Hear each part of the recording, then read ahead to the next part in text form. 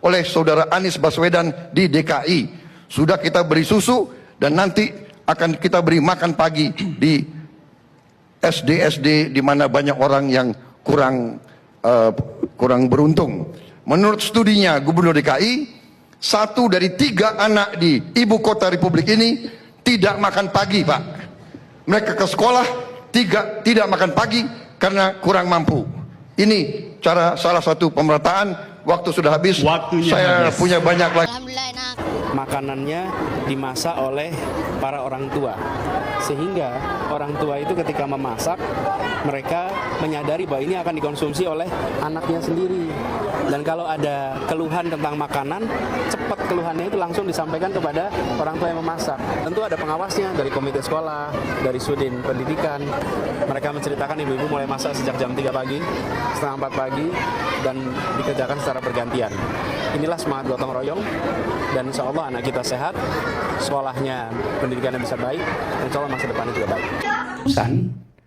Maka yang mendukung pemerintah akan mendukung keputusan, yang mengkritisi pemerintah akan mengkritisi putusan. Jadi bukan semata-mata karena substansinya, tapi karena posisinya. Nah, disitulah kemudian objektivitas mengalami penurunan. Itulah sebabnya penting dalam proses itu untuk melibatkan publik.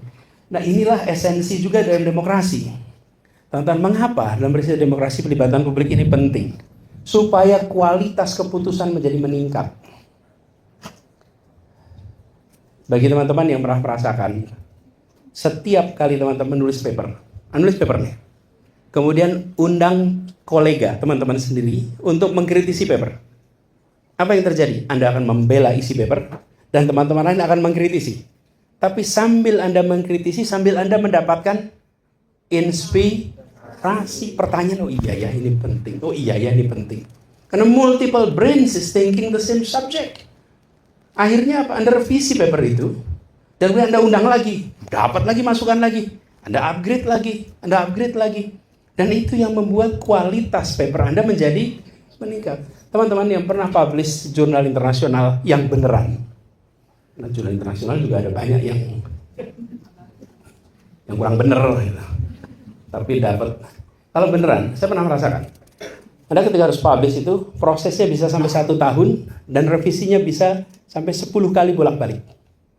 Kembali lagi. Dan apa yang terjadi? Ketika saya melihat produk akhir dengan draft awal, bedanya luar biasa. Beda sekali. Dan ketika itu terjadi, apa yang muncul? Ya, kualitasnya lebih baik. Itulah sebabnya mengapa pelibatan publik itu menjadi penting. Nah, cuman sebagian dari orang yang terlibat dalam proses demokrasi itu merasa lelah dengan ini. Karena itu maunya segera diputuskan, bypass, dan yakin bahwa yang dibuat adalah pasti benar dan terbaik. Nah, ini yang menurut saya menjadi masalah di sini. Nah, ini debat. Yang ketiga, supremasi hukum dan independensi judisial. Saya melihat MK sudah memainkan peran yang penting, tapi di sisi lain MK ada unsur-unsur dari politik yang selalu itu menjadi ruang yang mudah untuk ada hidden intervention. Ini ruang yang terbuka. Lalu keseimbangan kekuasaan, check and balances. Dengan DPR hari ini 81% berada di dalam koalisi, artinya apa? Ya artinya kendali atas lembaga legislatif sebenarnya ada di eksekutif. Yang berbahaya begitu, bila ada kementerian legislatif dan kementerian yudikatif, seakan-akan itu bagian dari eksekutif. Kalau itu ada, we're doomed. Kemudian yang kelima, 6 adalah budaya demokrasi dalam masyarakat. Ini teman-teman, terkait budaya demokrasi, PR kita besar.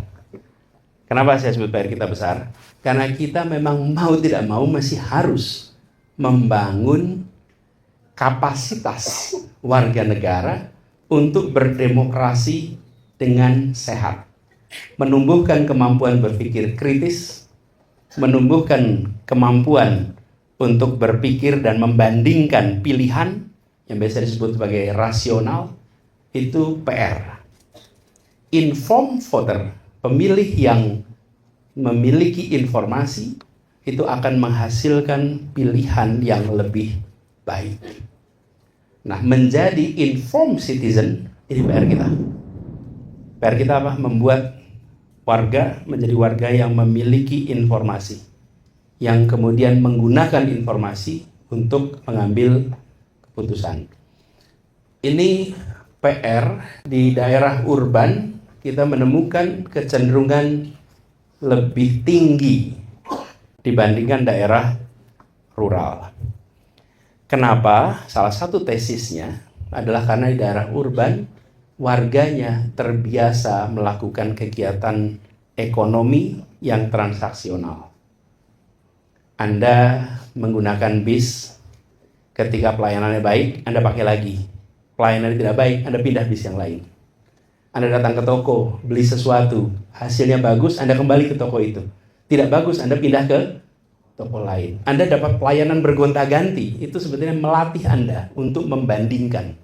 Membandingkan antar toko dan membandingkan pelayanan dia dan ekspektasi Anda. Jadi bandingannya dua aspek, antar pemberi jasa dan antar pemberi jasa dan ekspektasi. Dan itu melatih orang menjadi rasional. Nah, itu yang terjadi di daerah perkotaan karena opsinya banyak. Anda ke bengkel motor, dilayani dengan betul, partnya benar, gantinya benar, Anda balik. Begitu tidak, Anda pindah ke bengkel yang lain. Itulah proses pembelajaran yang ada. Karena itu. Halo teman-teman, berjumpa bersama saya di Politik Dangi. Teman-teman, sangat menarik sekali bagaimana Prabowo Subianto ya pada saat debat 2019 ya. Pada saat debat Pilpres, teman-teman, dan di situ terungkap bahwa Prabowo itu sebenarnya meniru program Anies Baswedan pada saat Anies menjadi gubernur di Jakarta ya. Nah, ungkapan tersebut teman-teman Prabowo sampaikan ya sekaligus memuji kehebatan Anies pada saat Anies jadi gubernur. Anies membuat program makan bergizi juga ya pada siswa-siswi di Jakarta, teman-teman. Anies membuat makanan untuk anak-anak ya, itu luar biasa. Nah, itulah yang diadopsi oleh Prabowo Subianto saat ini yang disebut dengan MBG, makan bergizi gratis ya. Itulah yang diadopsi oleh Prabowo Subianto, teman-teman. Artinya bahwa secara tidak langsung Prabowo itu memuji Anies Baswedan, memuji kejeniusan Anies, teman-teman. Sehingga apa yang disampaikan Prabowo adalah hal yang luar biasa ya. Banyak orang yang tidak suka dengan Anies itu karena Anies mempunyai power yang luar biasa. Anies mempunyai kekuatan yang hebat, massa pendukung yang militan ya. Jadi mereka takut kalau Anies itu menjadi pemenang, menjadi pemimpin ya, dan mengalahkan mereka-mereka yang saat ini berkuasa. Dan kalau kita melihat Anies, sepertinya Anies juga tidak patah semangat ya dalam bergerak di bawah, teman-teman ya. Terbukti hari ini bagaimana Anies membuat partai yang kemudian akan menjadi perahunya ya ke depan dalam pemilu-pemilu ke depan. Dan ini luar biasa ya, gerakan-gerakan rakyat yang Anies bangun itu menunjukkan keseriusan Anies dalam dunia politik.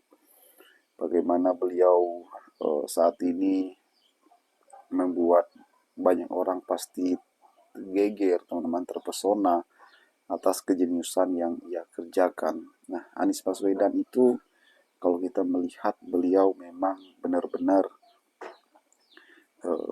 menjadi primadona politik juga saat ini. Apa yang ia katakan selalu viral ya, selalu didengar oleh pemerintah. Apalagi sikap Anies yang oposisi saat ini sangat hebat, teman-teman. Bagaimana menurut kalian? Kita diskusi di kolom komentar ya. Sampai jumpa lagi. Salam.